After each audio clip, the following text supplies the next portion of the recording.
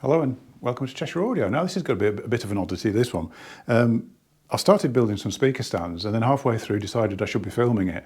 So you're going to come in halfway through me building a pair of Quadraspire speaker stands. I must admit I thought it was sort of an interesting thing because speaker stands for years had sort of disappeared a little bit. I mean, there's the odd model available, but for ages I've hardly ever sold any. And thinking about it, if you go back far enough, people always bought stand mount speakers, 70s, 80s, even all the big sort of monitors like Roger Studio Ones and big Harbaths and things like that. And Linn Isobarics would be on a stand, really. There was the floor standard didn't exist until sort of the end of the 80s, really. There was the odd model available, but there wasn't really much. And there was the odd quirk like the big IMF TLS80s and things which just sat on casters, which were a big floor standing box. But generally in the mainstream there was nothing. It was all stand mount. And I think when CD came along, this is me being a bit anti-digital, but I think there was an awful lot of knee-jerk reaction to CD that I'm told that this is brilliant, but I'm now not enjoying my hi-fi anymore. Therefore, it must be the rest of the system. And most people, when they're not enjoying the system, they're not enjoying the music of the system is playing, automatically think they need more bass. And I think that's where the floor stand resurgence, or not resurgence because they'd never been, but where this sudden sway towards floor standing speakers came from. And now we're sort of circling back and there's a lot more people buying into hi-fi again and starting with a record player. I'm selling an awful lot of record player only hi-fi systems, which is remarkable really. But they're all buying stand mount speakers. So there's a big hole in the market for stands again. I actually already do the Atacama Mazecco, which is the one that wins all the awards, which is quite nice, and it's a budget stand and it works with most things. But I also do a high-end one. I do the solid steel, which is brilliant, but it's a bit quirky looking.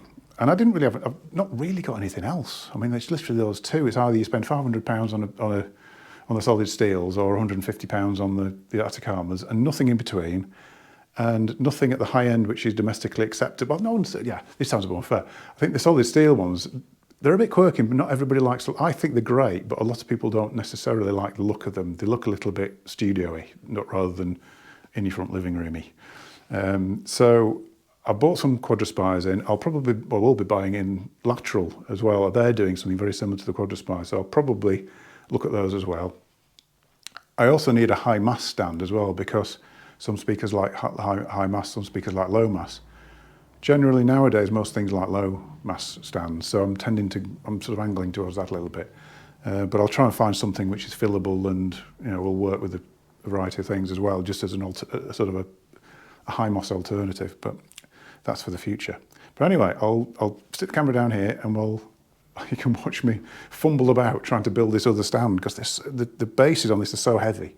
It's actually quite interesting. So anyway, let's move the camera and we'll do that. So there you go. This is complete and utter carnage that I've created on the floor here. So this is a finished stand. Got a nice sort of bamboo centerpiece on it. Steel top and bottom, really heavy base on these. So what you're trying to do is push the mass as low as you can, because the rest of it is actually quite lightweight.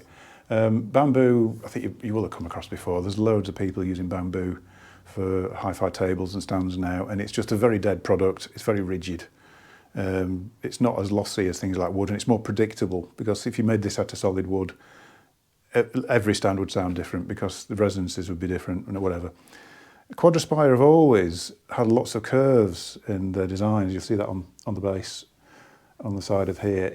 I've never totally understood this or why this would be, but apparently if things are square, resonances within the structure will sort of bounce off everything and reflect back in equal ways, and the curves break things up, and apparently it makes the actual surfaces more dead. Whether that's true or not, I don't know, but it does seem to work. Quadraspire's tables have always been very good, and the stands have always been very good as well. They've always had a similar sort of idea going on. Now these aren't a cheap stand, these are still about 450, but actually when you sort of think back to years ago in the 80s, I always go back to the 80s because that's when everything was really, really busy. A decent pair of speaker stands was £100, £150. A budget pair of speakers then was probably £100, £150. So nowadays budget speakers £400, stands £450. It's kind of where we're at really. It seems a lot of money possibly for all this, but it's the I've talked about this before. It's the low volumes of manufacture of these sort of things. They're not cheap to build. It's not a cheap thing, even though it looks like, well, there's only 3 bits and 4 spikes on it. So why is it so dear? There's more going on than that really, and it's the low numbers that are involved which create the sort of cost of these things. Right, starting off with the base, which is ridiculously heavy. Need to put on a nice column. Now what I should have done first is taken out all the bolts. Actually comes with, it's very IKEA-like, it comes with an Allen key, which could actually have come out of an IKEA parts bin, to be honest. Take the other one out as well. What I do is put the base on first. Hopefully all this is in camera, because it's not easy to see what I'm doing. Now then, I need it to slope back the same way, so it needs to be that way. So, just place that. To push in. Now, hopefully I can do that without it all falling apart. I can put in a single bolt in the bottom, and 2 really substantial dowels on it as well. I don't think that's pushed in enough. No, it isn't. Or is that longer bolt? You know, there is an instruction. There is an instruction for this, and I've not followed it at all. And I've just realised that that bolt's actually longer. There's a specific bolt for the base.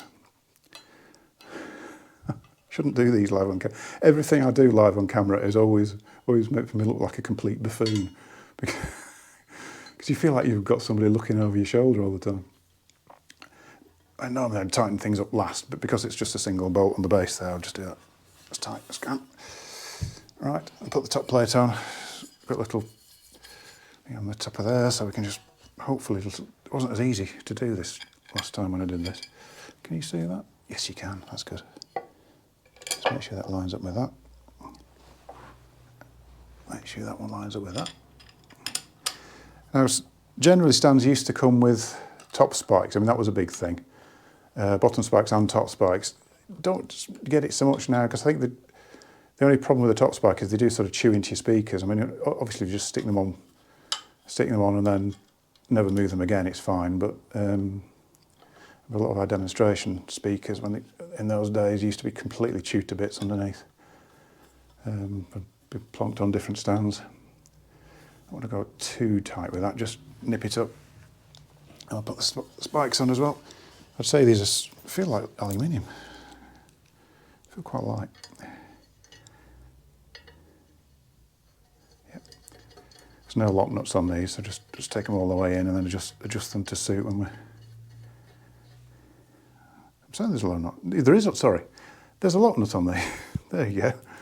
Yeah, I'll sort that out later on. I tend to just set stands when I'm using them in the demo rooms, really. But until then, just take them all the way in.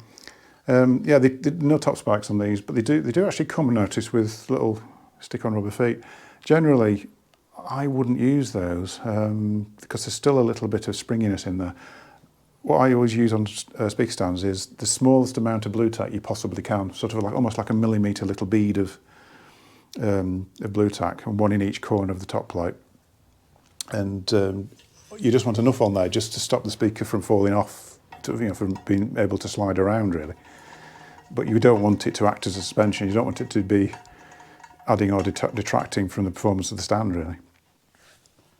So there you go, we're nearly there. It's gone reasonably well. I've not dropped or broken or cut myself. Usually on these things, I end up bleeding. There you go. So that's it. That's the Quadraspire, just trying to think what it's called, 6014, I think it is. I think the 60 is the height, so it's 60 centimetre high, and top plate will be the 14. I'm assuming that's 14 centimetres wide. Looks about that, doesn't it? Yeah, because there's 2 options. I've gone for the smaller one because I'm hoping that this will suit the little Fidians, but there is a bigger top plate you can buy. But most of the stuff I've got that I would want to put on here are smaller stands, really. So there you go, that's the 2 Quadraspires. Yeah. You know, I completely forgot to actually show a pair of speakers on the Quadraspire stands. These are Ophidian Mojos, and these are the speakers I really wanted a really nice stand for. It's turned out better than I imagined because the finish, these are light oak, and the raw bamboo is pretty well identical, actually. I didn't expect that. Unfortunately, the little Ophidian Minimos are slightly too narrow, but I think they're kind of slightly too narrow for everything, really. So I think you almost need a bespoke stand for those. But no, I think they look great on there. It really suits it. Obviously, things like the little neat SX3s, neat petites, the fines. I've got quite a few speakers that will work really well on them, so I'm quite looking forward to sort of having a bit of an experiment with those. So yeah, I did forget to mention also you can get the centre columns in black. So it's either black or the raw bamboo, which gives you a bit of choice. I just think the raw bamboo looks nice. It depends how it matches your speakers, I suppose. Anyway, back to the video. So yeah, I hope you like that one. I mean, speaker stands are so important. I mean, people underestimate the difference sound quality wise you can make to a speaker just by putting them on a decent stand, because it's all about controlling the vibration, and most of the vibration in a hi-fi system comes from the speakers. They work by resonating, basically.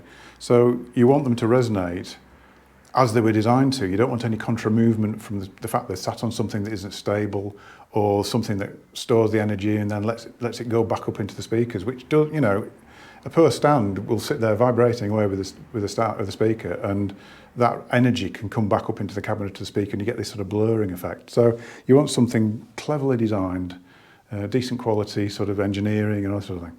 So yeah, makes a difference. It's definitely worth looking into and pursuing. I'll end it there. I'm going to be closed. Did I say this before? But I'll say it again. I'm going to be closed as of Good Friday through to the Wednesday. So if you need to contact me, if you want to email, I'll leave a message on the answering machine, and as soon as I get back in, I'll answer all your questions. Okay. Thanks for watching. I'll see you in a future video.